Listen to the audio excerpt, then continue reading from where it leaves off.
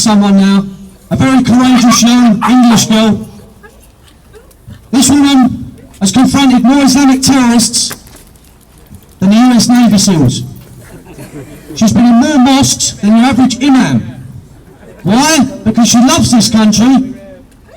This country, our people, every single person in this crowd. We're all flesh and blood, together. One family, one country, one nation.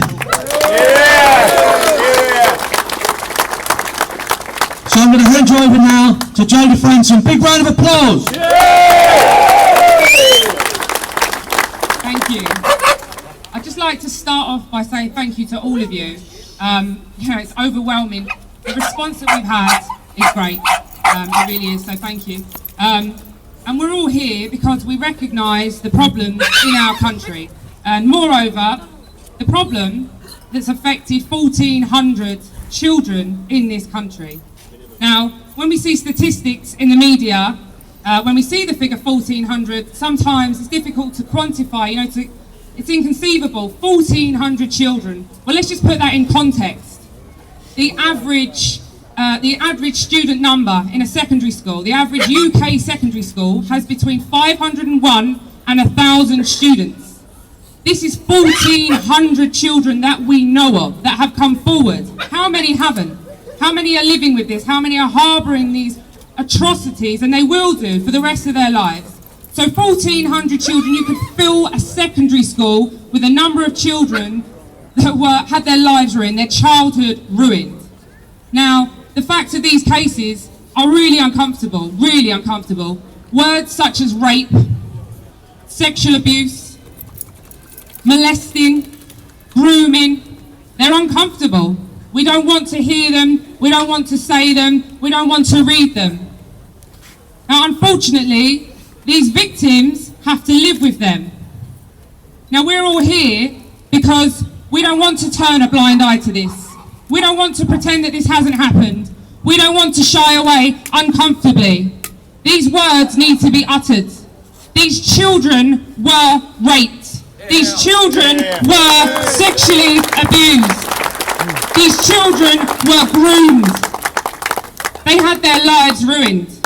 And while we're on facts, let's stick with the facts.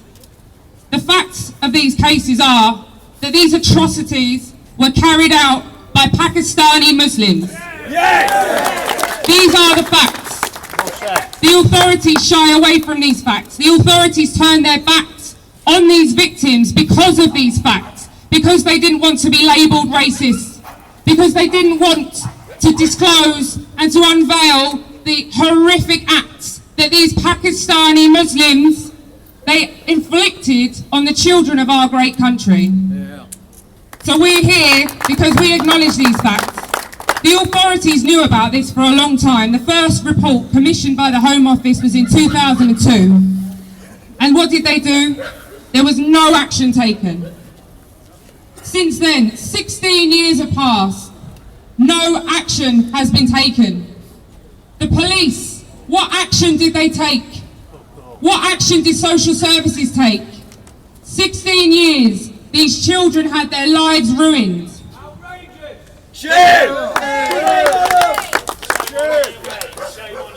Outrageous.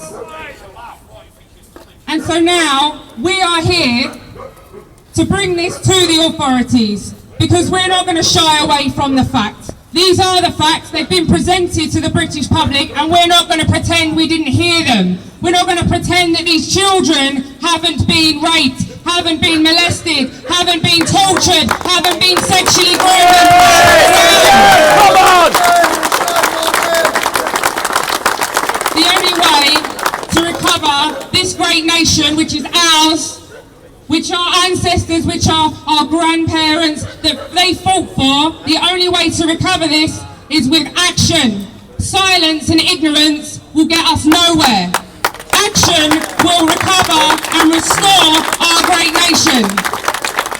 So everyone here should be proud, as I am, to say that we are Britain first, we are the British resistance, and we are bringing the fight to you until we recover our country. God save the Queen!